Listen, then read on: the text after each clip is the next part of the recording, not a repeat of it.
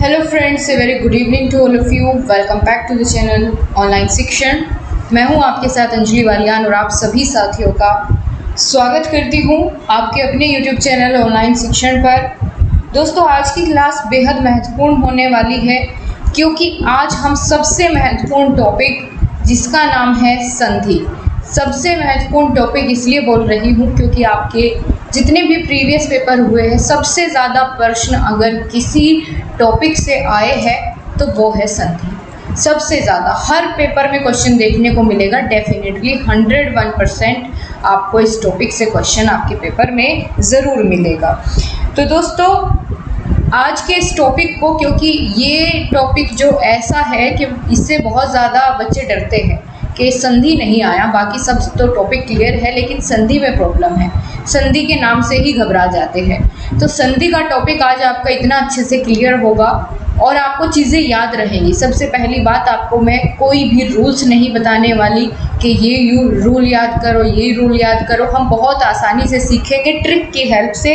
और ट्रिक क्या, इतनी आसान चीज़ें इतनी आसान तरीके से मैं आपको सिखाऊंगी कि आपको कभी कोई क्वेश्चन गलत नहीं होगा और आपके पेपर में बिल्कुल सही आपके सारे प्रश्न होने वाले हैं।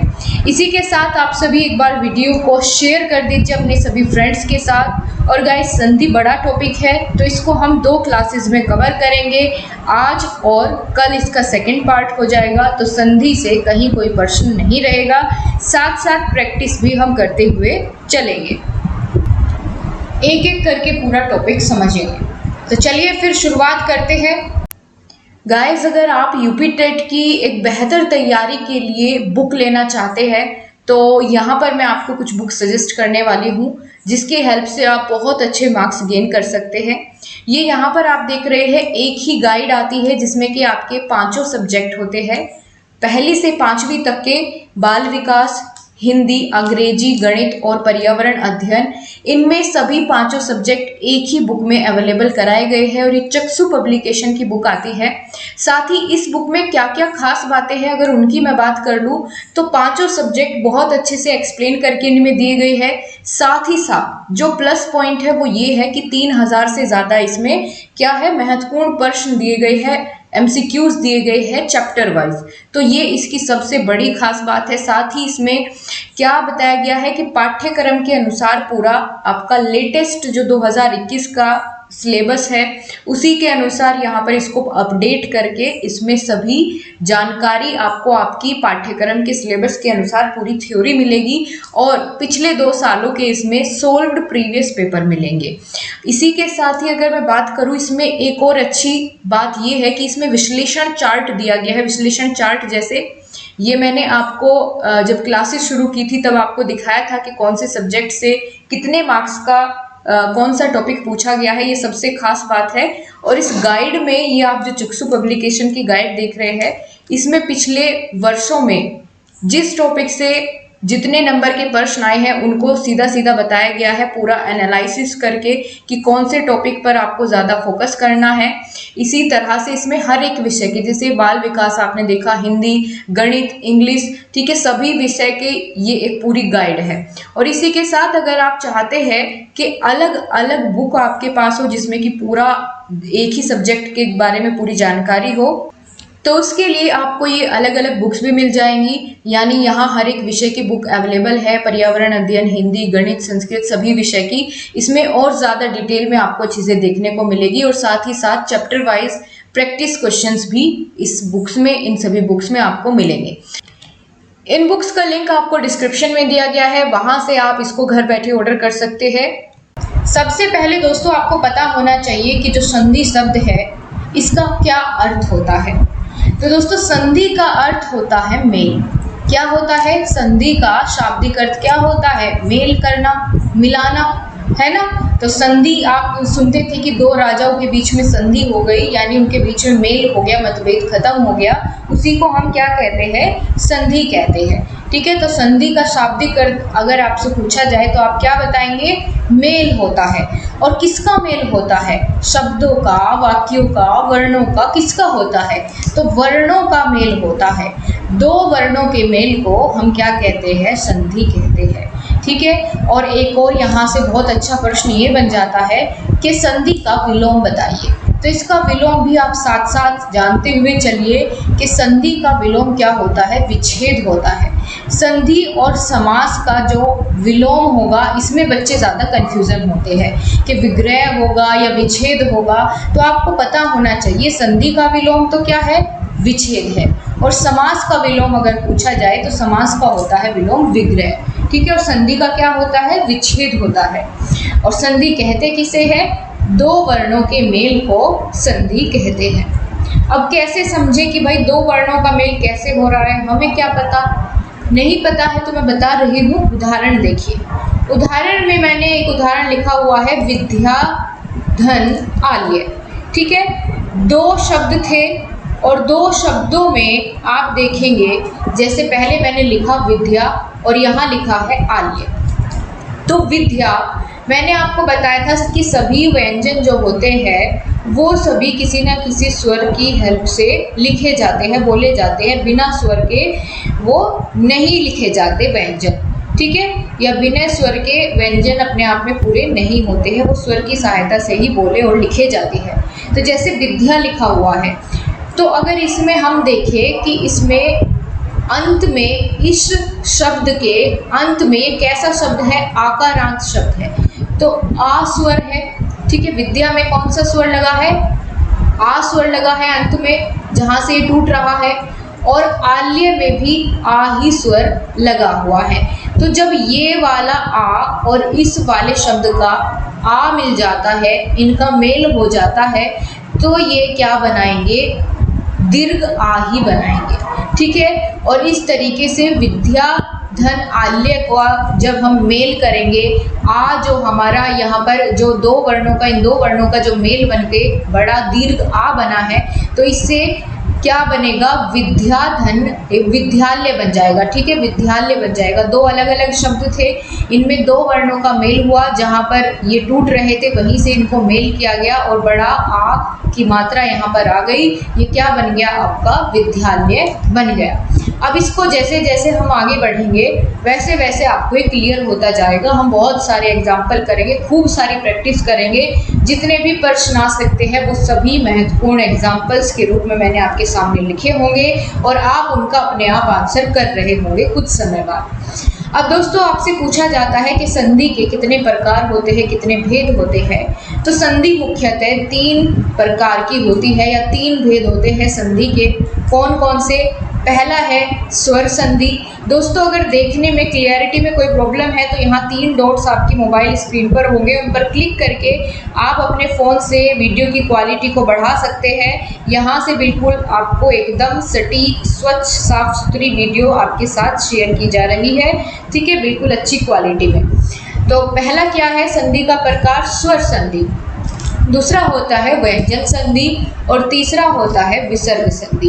तो ये 3 प्रकार हमें जानने हैं और इन्हीं 3 प्रकारों में आपका पूरा संधि चैप्टर समाया हुआ है, ठीक है। और सबसे ज़्यादा जो प्रश्न पूछे जाते हैं वो आते हैं आपके स्वर संधि से।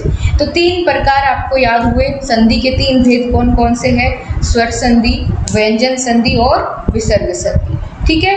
अब दोस्तों स्वर संधि किसे कहते हैं, अगर ये सबसे पहले हम जाने, ठीक है, सबसे पहले हम यही जानेंगे कि स्वर संधि कहते किसे हैं। तो थोड़ा थोड़ा करके आगे बढ़ेंगे। दोस्तों जब 2 स्वरों का मेल होता है, ठीक है, वहाँ कौन सी संधि होगी, स्वर संधि होगी। जैसे हमने यहाँ इस उदाहरण में देखा था विद्या धन आल्य, तो यहाँ भी दीर्घ आ था, यहाँ भी दीर्घ आ था, यानी दोनों और क्या था, स्वर था। दोनों और अगर स्वर हो और उन 2 स्वर का मेल हो रहा हो, 2 स्वर वर्णों का मेल हो रहा हो, तो वहाँ आपकी कौन सी संधि होगी, स्वर संधि होगी, ठीक है। यानी दोनों और अगर स्वर हो और दोनों स्वरों का मेल आप कर रहे हैं तो वहाँ संधि आपकी कौन सी हो जाएगी, स्वर संधि हो जाएगी। परिभाषा लिखने की ज़रूरत नहीं है, स्मार्टली हम चीज़ों को देखेंगे ताकि आपको ये याद रहे, ठीक है, रटेंगे नहीं, बिल्कुल भी समझेंगे ध्यान से बहुत अच्छे तरीके से। तो स्वर संधि की परिभाषा जान ली, यानी जब दो स्वरों का मेल होता है, दोनों ओर स्वर हो, ठीक है, तो वहाँ क्या होगी, स्वर संधि। अब बात करते हैं व्यंजन संधि की। व्यंजन संधि में क्या होता है, एक तरफ तो स्वर होगा और दूसरी तरफ व्यंजन होगा, या फिर दोनों ओर व्यंजन होंगे, यानी एक तरफ व्यंजन का होना आवश्यक है, एक से ज़्यादा दोनों तरफ भी व्यंजन हो सकते हैं, लेकिन एक तो कम से कम व्यंजन आना चाहिए, या तो पहले आ जाए या बाद में आ जाए, इस बात से फर्क नहीं पड़ता है। तो व्यंजन संधि में क्या होगा, या तो स्वर और व्यंजन का या व्यंजन और व्यंजन का मेल होता है, तो वहाँ कौन सी संधि आपकी हो जाएगी, व्यंजन संधि हो जाएगी। जब उदाहरण देखेंगे तो तब इसका क्लियर हो जाएगा आपको, कैसे मैं इसके बारे में आपको बता रही हूँ, ठीक है। अब तीसरा जो प्रकार है, तीसरा भेद है संधि का, वो क्या होता है, विसर्ग संधि होता है।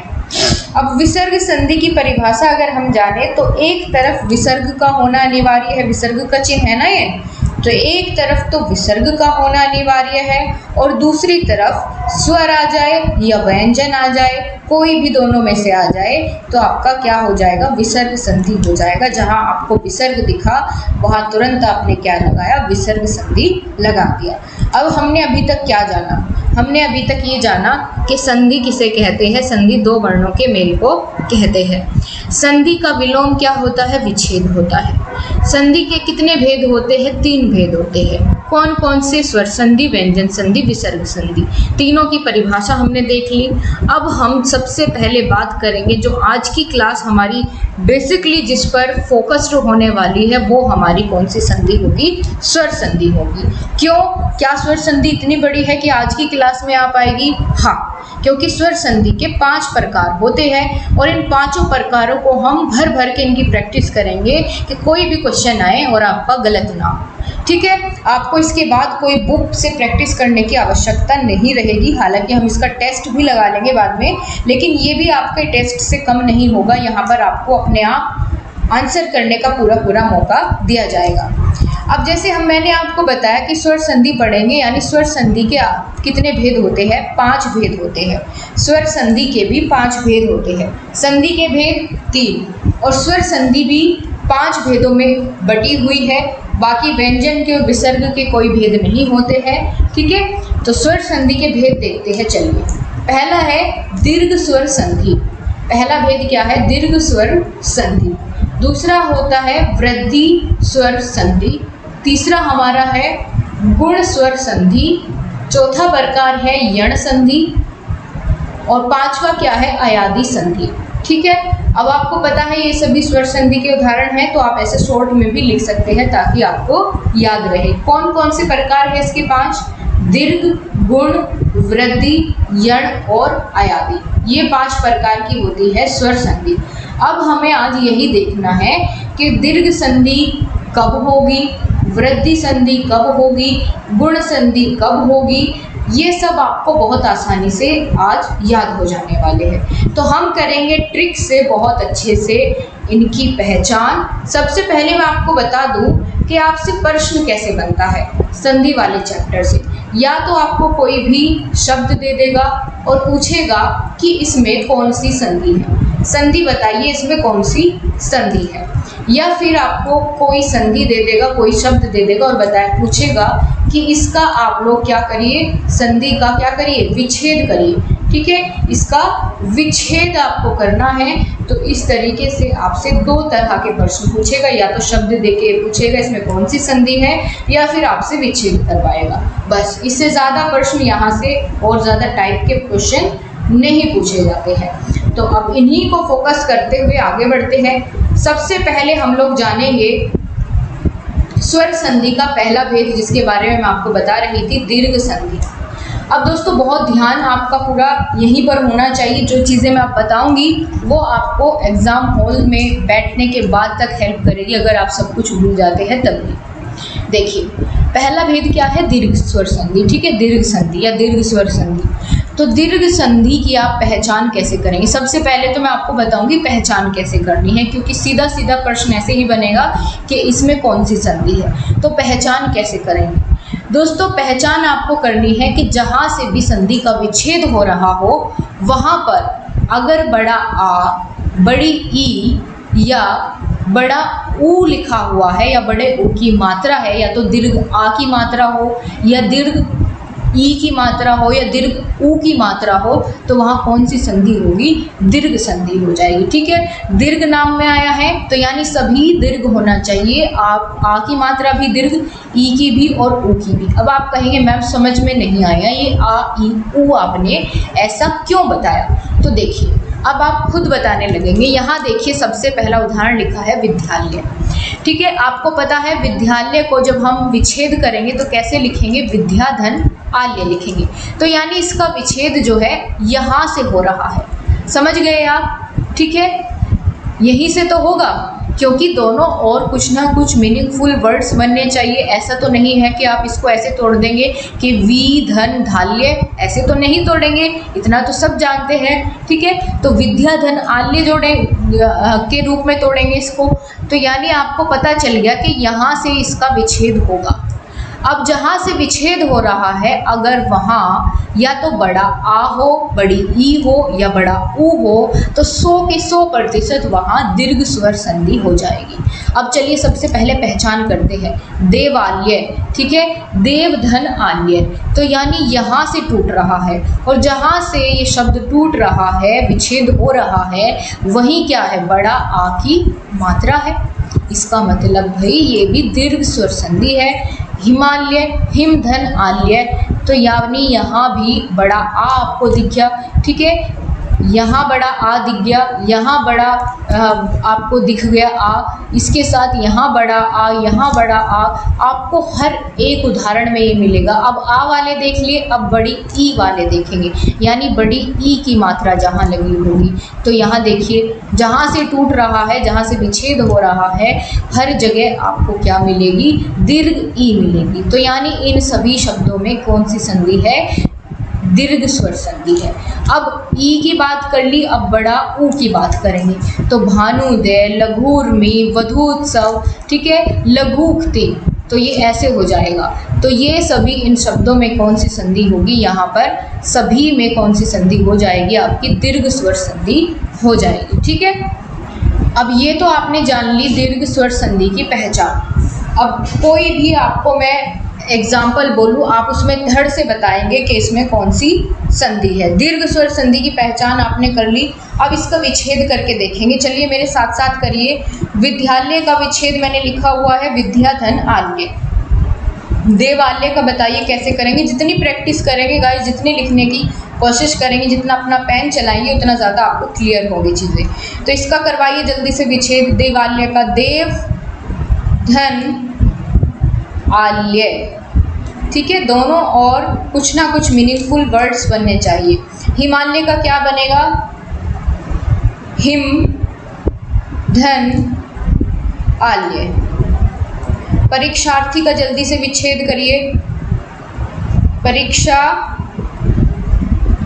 धन आर्थी होगा या अर्थी होगा?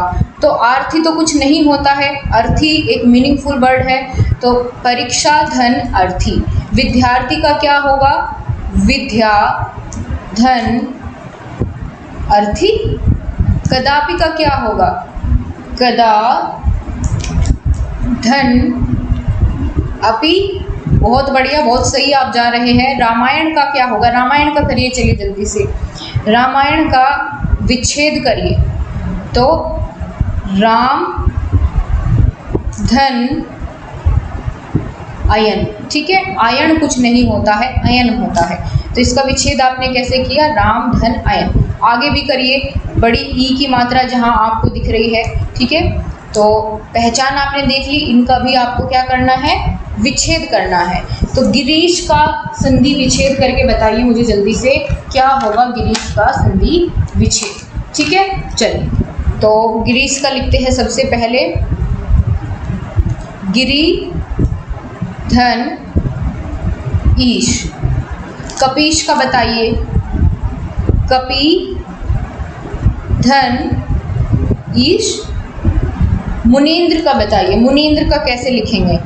तो मुनि, मुनि ऐसे लिखा जाता है ना, अब ये छोटे ई की मात्रा क्यों आई यहाँ कपि पर, गिरी पर, मुनि पर?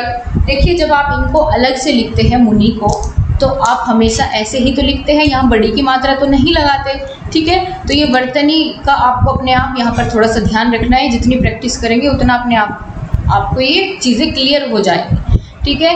मुनि धन, आगे क्या लिखेंगे? इंद्र लिखेंगे ना, मुनींद्र। मुनीश्वर का बताइए क्या होगा विच्छेद? तो इसका भी मुनि धन ईश्वर ऐसे लिखा जाता है, ईश्वर, बिल्कुल। अब हमें देखना है बड़ा ओ वाले शब्दों का संधि विच्छेद, ठीक है। भानुदय, तो भानु धन उदय। लघुर्मी का बताइए, लघु धन उर्मी। फटाफट आंसर करते चलिए, साथ साथ देखना नहीं है, अपने आप आंसर करने की कोशिश करनी है, भले ही गलत हो जाए, ठीक है। अब वधूर्मी का बताइए क्या हो जाएगा? वधु धन उर्मी, वधूर्मी। लघुक्ति का बताइए, लघु धन उक्ति। क्लियर हो गया? बहुत बढ़िया तरीके से। बस इसमें सारे के सारे वो महत्वपूर्ण शब्द शामिल कर लिए गए हैं जो आपके पेपर में पूछे जा सकते हैं। ये इतने एग्जाम्पल अगर आप 2-3 बार प्रैक्टिस कर लेंगे तो यकीन मानिए आपका कोई भी प्रश्न यहाँ से गलत नहीं होने वाला है, ठीक है। तो ये हमने कवर कर ली है हमारी दीर्घ स्वर संधि। अब नेक्स्ट जो टाइप है स्वर संधि का वह है गुण स्वर संधि। अब गुण स्वर संधि की क्या पहचान है? यहाँ पर आपको ए की मात्रा, छोटा ओ की मात्रा और री देखने को मिलेगा, ठीक है। छोटा ए और छोटा ओ की मात्रा और री की मात्रा, ठीक है। ए, ओ और री की मात्रा, तो ये आपको देखने को मिलेगी जहाँ पर विच्छेद हो रहा होगा। आप कहेंगे मैम अप्लाई करके बताइए, चलिए अप्लाई करेंगे। नरेंद्र, नर धन इंद्र, आपको पता है यहाँ से इसका विच्छेद होगा। तो ए की मात्रा देख लिया आपने, ए की मात्रा दिख रही है, ए की मात्रा दिख रही है, ए की मात्रा आपने देख ली। ए की मात्रा जहाँ से विच्छेद हो रहा है, सारी जगह ए की मात्रा आप देख रहे हैं। कौन सी संधि होगी जिसमें ए की मात्रा हो? वहाँ पर आपकी गुण संधि होगी, ठीक है। यहाँ ओ की मात्रा है, तो ए और री तीनों में से कुछ भी दिख जाए आपको समझ जाना है कि यहाँ कौन सी संधि होगी, यहाँ गुण संधि होगी। कौन सी? गुण संधि होगी, ठीक है। ओ की मात्रा और सप्त ऋषि, ऋषि की बात की गई है तो यहाँ री की बात की गई है, तो यहाँ भी आपको जहाँ री की बात हो समझ जाना है कि वहाँ भी गुण होंगे, क्योंकि ऋषि जो व्यक्ति होते हैं, ऋषि बहुत गुणी व्यक्ति होते हैं, गुणों से संपन्न लोगों को हम ऋषि कहते हैं, ठीक है। तो जहाँ भी ऋषि आपको दिख जाए वहाँ पर गुण संधि होगी। अब इसका हमने पहचान देख ली, ए ओ री, ठीक है। ए और री बोलेंगे क्योंकि ये आपका इसका दीर्घ रूप बोला जाएगा ए आओ, ठीक है। लेकिन ये ए और री ऐसे बोलेंगे, इनको कम समय लेंगे बोलने में। अब हमें देखना है इसका संधि विच्छेद, ठीक है। चलिए, नरेंद्र का मैंने करके दिखाया है, नर धन इंद्र। सुरेंद्र का आप करेंगे। सुरेंद्र का संधि विच्छेद बताइए क्या होगा? सुर धन इंद्र, ठीक है। धर्मेंद्र का बताइए, धर्म धन इंद्र। गणेश का क्या होगा? ये बहुत महत्वपूर्ण शब्द है, सारे के सारे आपके पेपर में जितने प्रीवियस पेपर में आए हैं वे भी मैंने इसमें इंक्लूड कर दिए हैं, सभी संधि के क्वेश्चंस। हालांकि मैंने उनको अलग से हाईलाइट नहीं किया है, लेकिन इन्हीं में वो शामिल कर दिए है, वो सभी एग्जाम्पल्स बना करके, ठीक है। तो गणेश का क्या हो जाएगा? गण धन ईश। खगेश का क्या होगा? खग धन ईश। परमेश्वर का क्या हो जाएगा? परम धन ईश्वर। देवेंद्र का क्या होगा? देव धन इंद्र, देवेंद्र, ठीक है। आगे बात करते हैं सूर्योदय। सूर्य धन उदय। परोपकार का क्या होगा? अब अगर आप ये समझना चाहते हैं कि जो इसके रूल्स होते हैं ना, ठीक है, रूल्स में क्या बताया जाता है आपको कि जैसे मान के चलिए कि यहाँ आपका सबसे पहला उदाहरण है नरेंद्र, नर धन इंद्र। ठीक है, तो ए रे के बाद मतलब एकारांत शब्द है नर। ठीक है, यानी इसके बाद में कौन सा स्वर आ रहा है? ए। और ई यहाँ पर लिखे। अब ए और ई मिलके क्या बनते हैं? आपका ए बनाते हैं। तो यानी वही रूल है, रूल को बस ट्रिक में तब्दील कर दिया गया है ताकि आसानी से ये चीज़ें याद हो जाए। इसी तरीके से यहाँ पर अगर हम बात करें, ठीक है, ये तो मैंने आपको दीर्घ आ मिलके आ ही बनाते हैं, दीर्घ ई मिलके दीर्घ ई ही बनाते हैं। जहाँ भी एक समान आपको स्वर देखने को मिल जाए, ए ई, ठीक है, और ऊ दोनों तरफ समान जाति के स्वर आपको दिखने को मिल जाए, जैसे ए धन ए या आ। ठीक है, इस तरीके से आपको कुछ भी देखने को मिले तो वहाँ दीर्घ संधि होती है। तो आपको इनके चक्करों में नहीं पड़ना है, आपको मैंने बहुत सिंपल सी इजी ट्रिक बताई है। रूल्स कहाँ तक आप याद कर पाते हैं वो मिक्स हो जाते हैं। तो आप ऐसे ही इनकी प्रैक्टिस करेंगे तो बहुत अच्छे से आपके सभी प्रश्न पेपर में सही होंगे और ना ही आप इनमें कंफ्यूज होने वाले। तो चलिए अब अगला जो शब्द है परोपकार, इसका बता दीजिए मुझे जल्दी से। परोपकार का विच्छेद करके आपको बताना है, क्या हो जाएगा? क्या परो धनुपकार करेंगे? नहीं। क्यों? क्योंकि परो का मतलब कुछ होता ही नहीं है। तो पर धन उपकार। वसंतोत्सव का करिए संधि विच्छेद, तो वसंत धन उत्सव। लोकोक्ति का करिए, लोक धन उक्ति। सही है। अब आपको बताना है महोदय का। महोदय का क्या करेंगे? महोधन उदय ऐसे करें? नहीं, महो कुछ नहीं होता है, महा होता है। महाधन उदय, सही बात है। सप्त ऋषि का कैसे होगा? सप्त धन ऋषि।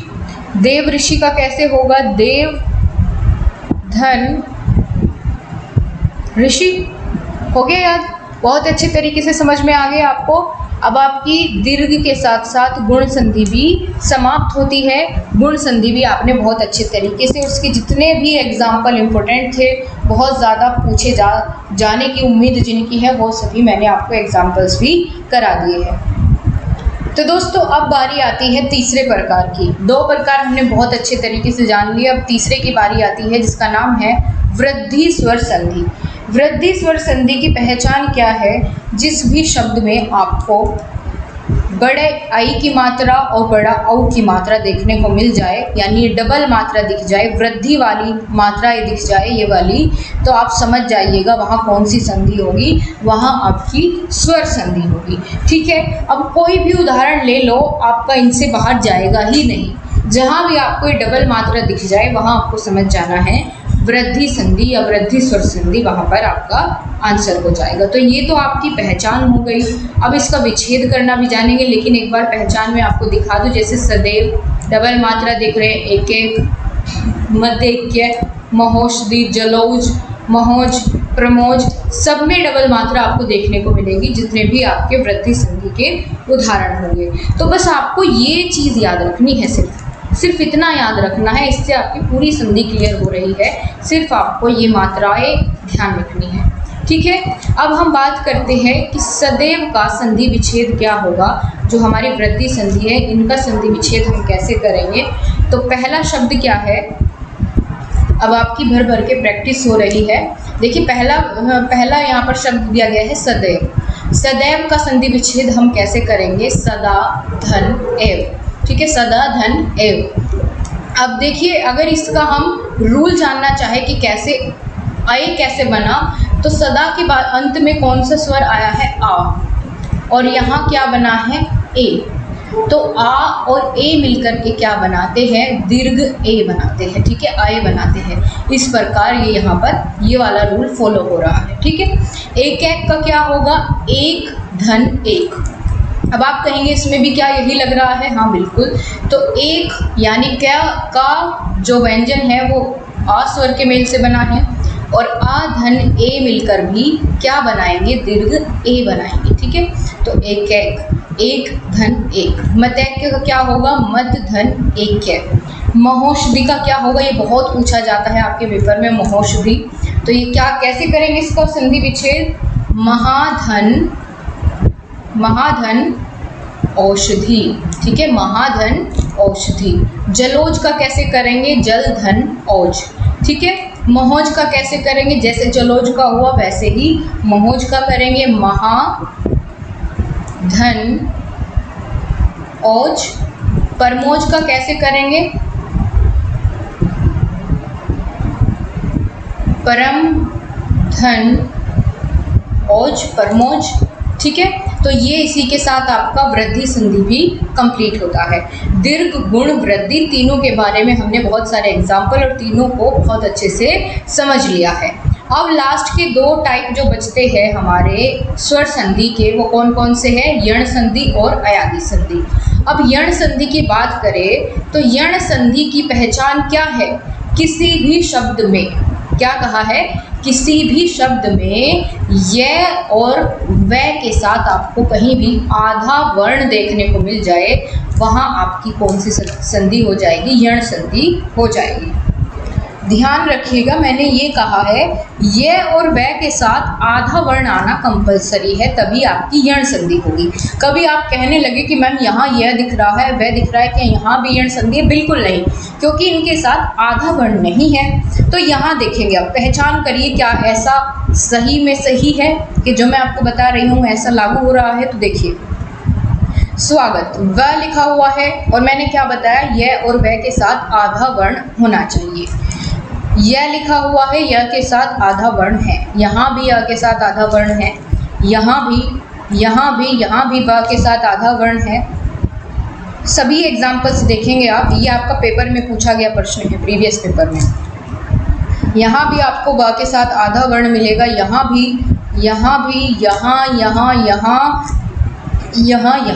हर जगह। तो जहाँ भी आपको किसी शब्द में या और व के साथ आधा वर्ण मिल जाए, तुरंत यण संधि पर टिक कर देना है। कौन सी? यण संधि हो जाएगी, वहाँ पर ज़्यादा रूल्स याद रखने की ज़रूरत ही नहीं है। अब हम बात करेंगे इसका विच्छेद कैसे करना है। अब स्वागत को दो हिस्सों में आपको तोड़ना है और दोनों का कुछ ना कुछ अर्थ निकलना चाहिए। तो देखते हैं क्या होगा। स्वागत, तो इसका विच्छेद क्या होगा? सु धन आगत हो जाएगा, ठीक है, सु धन आगत। अब आप ये कहेंगे कि मैम इसका थोड़ा सा रूल भी समझा के दिखाओ कि क्या ये सच में ही ये और वह बाद में बन जाता है ऐसे। तो देखिए, सु यानी ऊ आया है, इसके अंत में क्या आया है? ऊ स्वर आया है, और इधर क्या है? आ है। तो ऊ और आ मिल करके क्या बनता है? वा बन जाता है, ठीक है, वा। आप इसका उच्चारण करेंगे तो कैसा उच्चारण होगा? व के समान उच्चारण होगा। इस प्रकार से फिर इनको जब हम आपस में इनकी संधि करते हैं, इनको मिलाते हैं, तो फिर स्वागत बन जाता है, ठीक है, व बन जाता है ऊ और आ से मिल करके। क्लियर? तो यहाँ ये आपका हो गया पहला। दूसरा बताइए, न्यून। न्यून का विच्छेद आपको करना है, तो नी धन उन, नी धन ऊन। और आपको एक और चीज़ यहाँ पर कॉमन मिलेगी कि इनमें ना सभी उपसर्ग जैसे कि सु, नी, अति, अपि, ठीक है, प्रति, ऐसे सभी उपसर्गों का प्रयोग देखने को मिलेगा आपको ज़्यादातर यण संधि में। लेकिन उसकी आपको ज़रूरत ही नहीं पड़ेगी, क्योंकि ये एक ऐसी ट्रिक है, यह व के साथ आधा वर्ण हो, इसी से आप पहचान कर लेंगे। अब इत्यादि है, इत्यादि का विच्छेद करिए जल्दी से। क्या हो जाएगा? इति धन आदि। ये अपना टेस्ट मान के चलिए कि समझा रही हूँ, साथ साथ आपसे पूछ रही हूँ, आप इसका संधि विच्छेद करिए। अत्यधिक, तो कैसे हो जाएगा? अति धन अधिक, है ना, अति धन अधिक। अगर इसमें रूल लगाने की कोशिश करें तो चलिए, इधर क्या लिखा हुआ है? छोटी ई है, और इधर क्या है? आ है। तो जब ई और आ का मेल होगा तो कैसी साउंड देगा? या के जैसी साउंड दे रहा है। इस प्रकार से जब इसकी संधि करते हैं तो क्या बन जाएगा? आपका अत्याधिक बन जाएगा, ठीक है। तो ये ऐसे भी, अगर आप ऐसे ही समझना चाहते हैं नियम से, तो नियम भी काम करेगा आपका इसमें, ठीक है। आगे बात करते हैं अत्याचार, तो अति धन आचार। अन्वेषण का बताइए क्या हो जाएगा, अनुधन एषण। ये एग्जाम्पल आपको बहुत अच्छे से तैयार होने चाहिए, आपके ये सभी एग्जाम्पल इन्हीं में से आपको देखने को मिल जाएगा। सभी महत्वपूर्ण एग्जाम्पल कवर किए जा चुके हैं। तो मध्वरी का बताइए क्या होगा, मधु धन अरि मध्वरी। रीत्यानुसार, तो इसका क्या होगा, रीति धन अनुसार, रीत्यानुसार। प्रत्यय का बताइए, प्रत्यय का क्या हो जाएगा, प्रत्यय का क्या होगा, प्रति धन प्रत्यय। अत्याचार, अति धन आचार, ये तो शायद आपका भी आया था ऊपर, है ना, 2 बार रिपीट हो गया, कोई बात नहीं है। अत्यंत का बताइए क्या हो जाएगा, तो अति धन अंत हो जाएगा, अत्यंत। स्वच्छ का बताइए, स्वच्छ का क्या होगा, तो सुधन अज, स्वच्छ। धात्विक का बताइए, तो धातु धन इक, धात्विक। अत्यल्प का बताइए, तो अति धन अल्प, अत्यल्प। समझ में आ गया, बहुत अच्छे तरीके से क्लियर हुआ आपको। जल्दी से कमेंट करके बताओ, यण संधि आपको समझ में आ गई है। क्या बताया मैंने इसमें आपको, य और व के साथ अगर आपको कहीं भी आधा वर्ण देखने को मिल जाए तो तुरंत आपको पहचान कर लेनी है कि इसमें यण संधि होगी। कौन सी, यण संधि होगी। तो दीर्घ, गुण, वृद्धि और यण, 4 संधि, 4 भेद जान लिए हमने स्वर संधि के। अब 5वां भेद जो है अयादी संधि, इसकी बात करते हैं। लास्ट है आपका इसका भेद, इसके साथ ही आपकी स्वर संधि कंप्लीट हो जाएगी।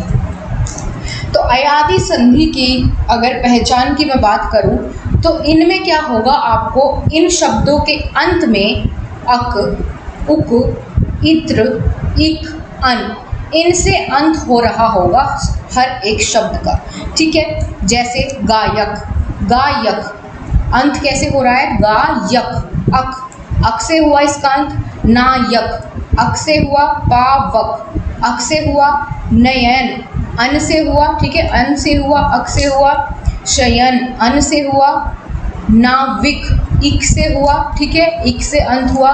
तो अक, उक, इत्र, इक, अन, जिसके भी अंत में ये दिख जाए, देखिए यहाँ पर पवित्र, इत्र से अंत हुआ, ठीक है, भवन, अन से अंत हुआ।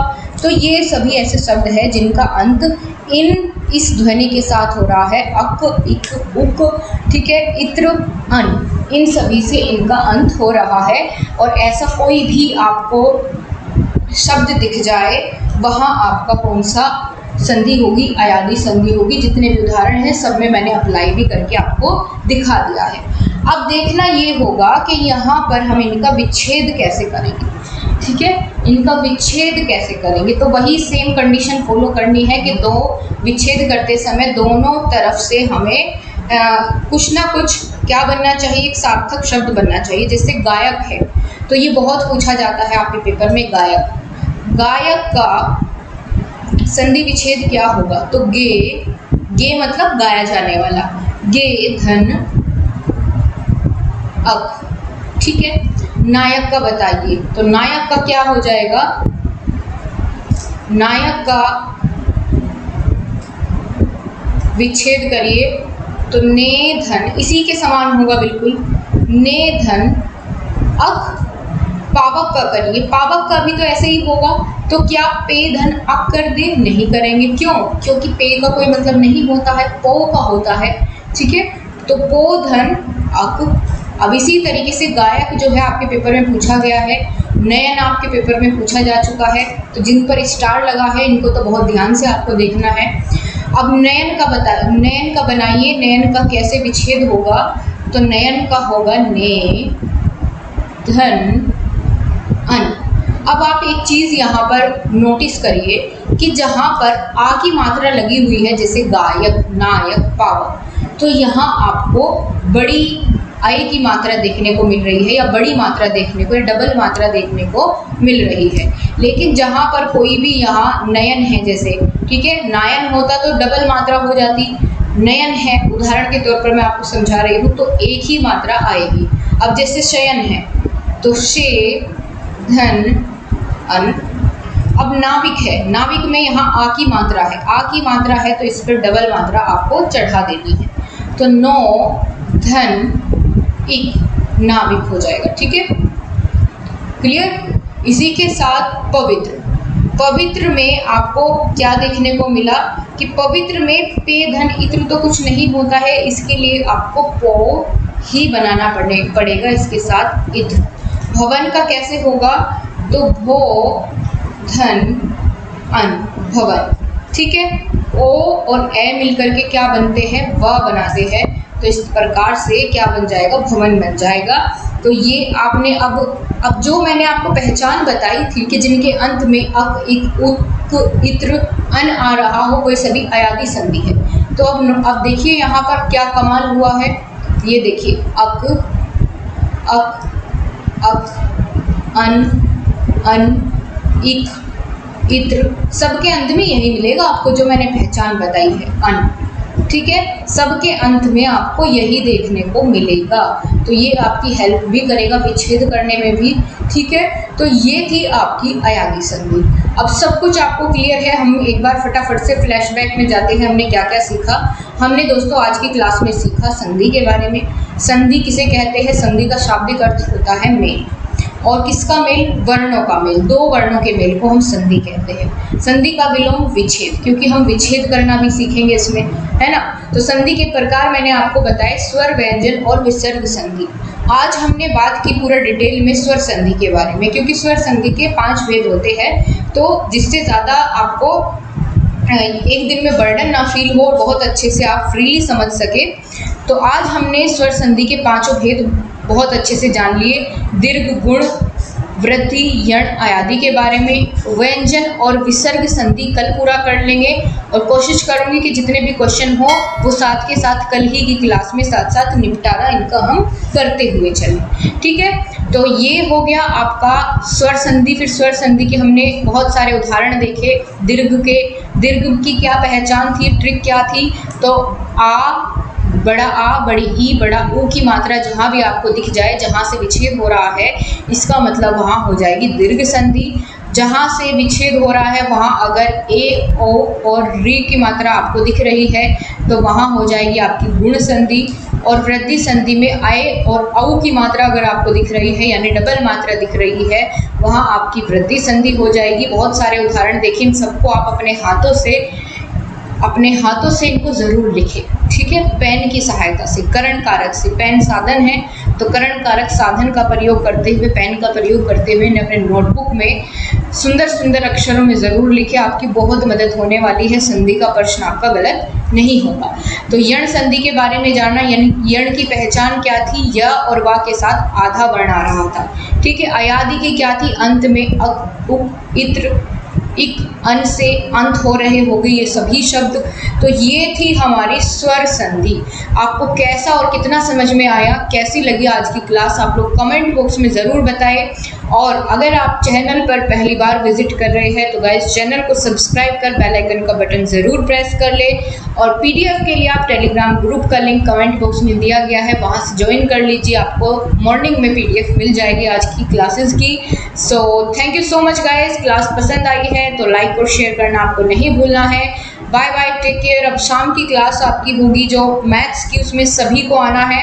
ठीक है, सभी को बहुत अच्छे से सर टॉपिक क्लियर करते जा रही है एक एक करके, और आपका लेवल मैथ्स का इतना लेकर के चल रहे हैं कि टफ से टफ कोई भी क्वेश्चन बने आपका बाहर नहीं जाएगा सिलेबस से। आप अगर उन क्वेश्चंस की भी प्रैक्टिस कर लेते हैं जो आपको सर करा रही है, आपको किसी बुक की आवश्यकता उसमें फिर नहीं पड़ेगी प्रैक्टिस के लिए, अगर उन्हें ही आप 2 से 3 बार करके देख लेते हैं। और बाकी आप सभी से फिर मुलाकात होगी, तब तक के लिए नमस्कार, जय हिंद, वंदे मातरम।